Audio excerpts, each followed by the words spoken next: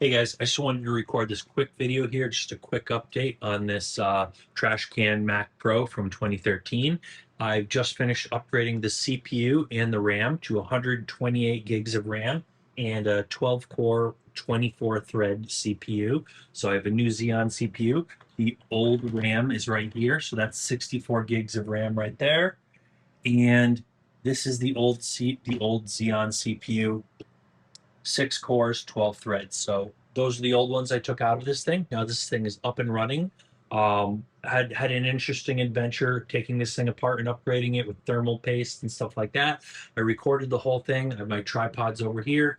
Recorded the whole thing, and I'm gonna have a whole video for that once I get a chance to edit all the video and everything. When I can get to that. But for now, just wanted to do this quick update. These are all. I had to remove the heat spreaders from the new RAM because the new RAM won't fit in there with heat spreaders on it. So I just finished removing heat spreaders from RAM. That was a fun adventure. And right over here, I am logged in remotely for my desktop. So I'm logged into Reactor 1 right here. That's the name I chose for it.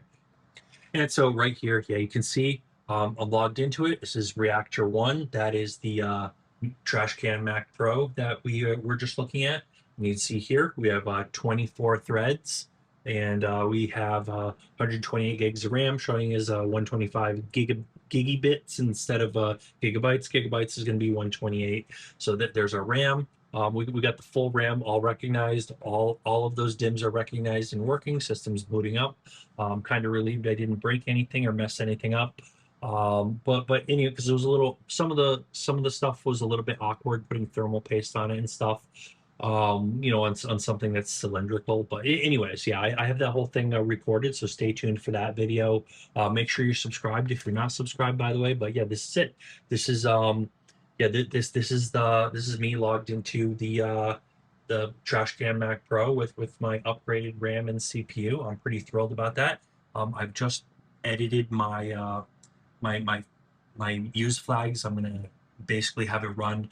I'm testing it with different flags, different build flags, and I did 2 tests before upgrading it. Now I'm going to do 2 tests where I rebuild everything on the system and show how it performs after upgrading everything. So yeah, I'm excited to get that started. I'm going to kick off that test tonight and see some results tomorrow. Anyways, that's everything I wanted to show you for today. Thanks for watching, and yeah, stay tuned, hit that subscribe button. But that's it for today. So thanks for watching, and we'll see you guys on that next video.